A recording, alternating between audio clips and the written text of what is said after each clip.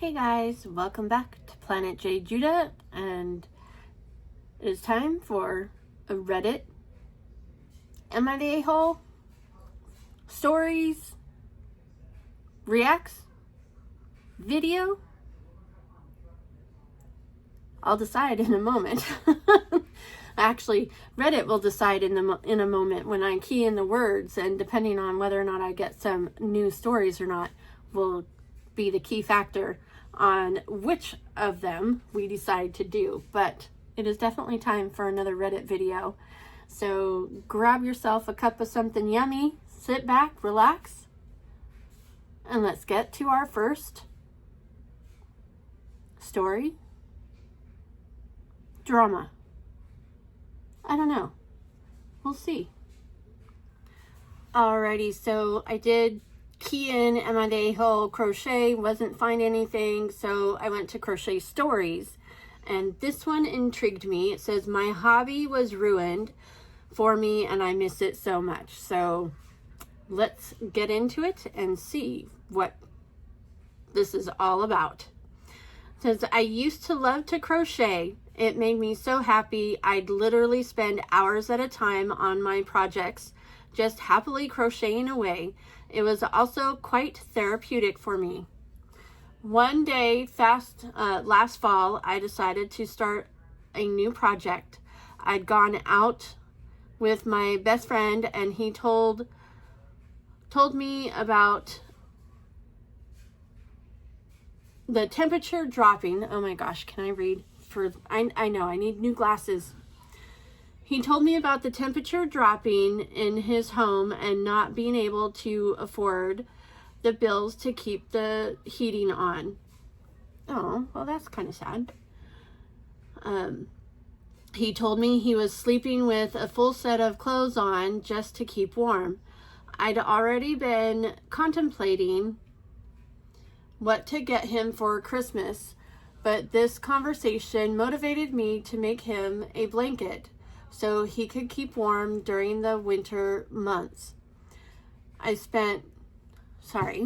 went out and spent 50, I'm thinking pounds, I could be wrong, on yarn, discreetly asked him about his favorite colors, and got to work. I spent weeks and weeks crocheting this blanket for him in his favorite colors. I remember feeling so excited to give him the finished product. A month later or so, his blanket was almost finished. We were talking on the phone one night, and he told me he was struggling mentally. I decided to show him his present early in the hopes it would cheer him up. He told me it was one of the nicest things anyone had ever done for him. Not even an hour after the phone call ended, he said he didn't want to be friends anymore. And in parentheses, it said, no, he didn't give me an explanation. Although that took a wild turn. A week later, we met up to talk about things properly. He told me he already had all the friends he needed. Bear in mind, we'd been friends for almost 2 years at that point. I asked him what he wanted me to do with the blanket, as I still hadn't managed to give it to him. His response? Give it to charity. I was devastated. Oh, I remember shoving the blanket into the bottom of my wardrobe that night in tears, and I haven't touched it since. Oh, that's so sad. I miss crocheting so much. One of the things I loved most was making stuff for other people and watching their faces light up when I gifted them my projects. But now, I can't bear the thought of doing it ever again. I never threw out the blanket, but I haven't touched crochet since. I feel like it's been ruined for me, and every time I think about it, my heart hurts. That hurts mine just... Wow. I am so sorry. whatever the deal was with your friend, I wouldn't say that it had anything to do with the blanket. I don't know, maybe they felt so prideful that they couldn't accept it and therefore had to, I don't know. Whatever it was, they were definitely not a true friend, I would say. And I would definitely keep crocheting, especially since it makes you happy. And don't worry about that person. Other people will accept gratefully things that you make for them. So I hope you go back to crocheting. This was posted 2 days ago, and they said last fall. So it's been a year since they've actually touched crochet. So I would hope that you change your mind and get back to what makes you happy. Let's see what Reddit had to say. Please don't let this one former friend ruin your hobby. He obviously was struggling and took it out on you. His choice is not a reflection on you as a person, but more a reflection on how he handled what was going on in his life. People come into our lives for a reason, a season, or a lifetime, and he seems to have been there for a short season. Get back into your hobby, find a new purpose to crochet, make items to sell maybe, contact a local hospital, volunteer coordinator, and see about crocheting hats for newborns, or stuffed animals for kids with cancer, or scarves, lap blankets for folks in nursing homes. Yeah, that is such a good idea. Get back to what you love and give yourself a purpose so that it's not just reminding you of your lost friend. Let's see, the poster, or the OP, wrote back and said, honestly, the hospital idea is so lovely and something I never considered before. I might do that. I love crocheting so much, but it's difficult to work up the motivation to do it because it's tied to so many painful memories. Either way, though, your kind words are appreciated. Yeah, definitely. The sentiment is, don't ever stop. Let me see if I can find a new. Absolutely. Oh, this is continue on. Okay, here's another one. Don't give so much power to that guy. If he didn't want the blanket, whatever, his loss. You did it because you liked crocheting, not because of him. Take back your power and keep doing what you like. And OP responded to that. Thank you so much. I'll admit I've been struggling to find the motivation to do it for a while. But this helped a little. Sending hugs to you, kind stranger.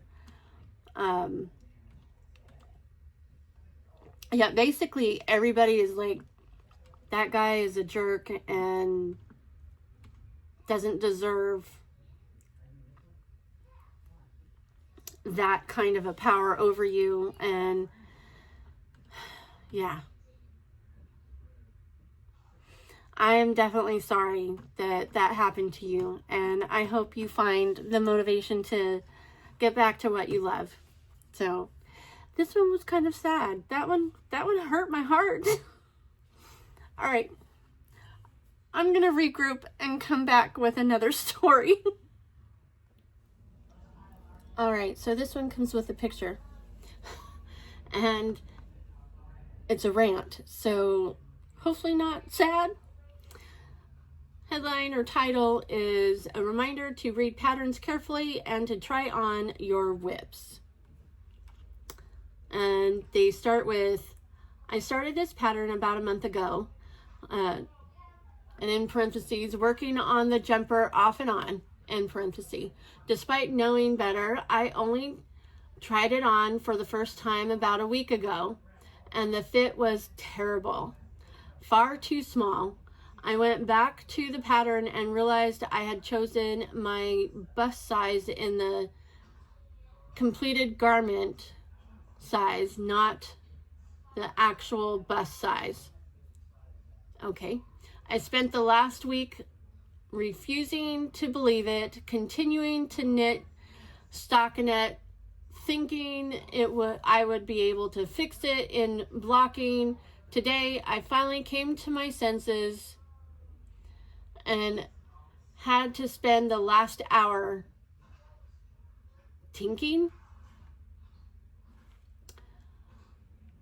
So my reminder / lesson to you is to always read your patterns carefully and to make sure you try on your whips. And for those of us who are delusional, if you need to start over, you need to start over. So I'm not sure the picture, come on, it's not letting me see the picture very well. It looks like it's a sweater that's pretty much done, but apparently it was too small. It looks like it would have been really cute though. And let's see. The first comment is, I once made a rather complicated t-shirt and it wasn't even big enough to fit some of my smaller friends. Oh gosh. It sits in a drawer because I'm still too annoyed to do anything else with it. I have one of those actually. Also, I love the yarn color. You can share what it you can share what it is. So this person liked which I think it's really pretty. And is it the OP? Yes, OP responds to that with, oh, I'm sorry, I hope you can face that monster someday. I'm transforming mine into a sweater vest because I don't have enough to make a larger size. Oh, okay. But the main yarn is Weaver's Cottage yarn in the Juno colorway. And, oh no, something failed. I don't know. That's my computer. I can still read. All right. And the other is Knitting for Olive in Dark Cognac. Admittedly, I kind of wish I had gone with a blue-green mohair though. Oh, I think this is beautiful. Okay.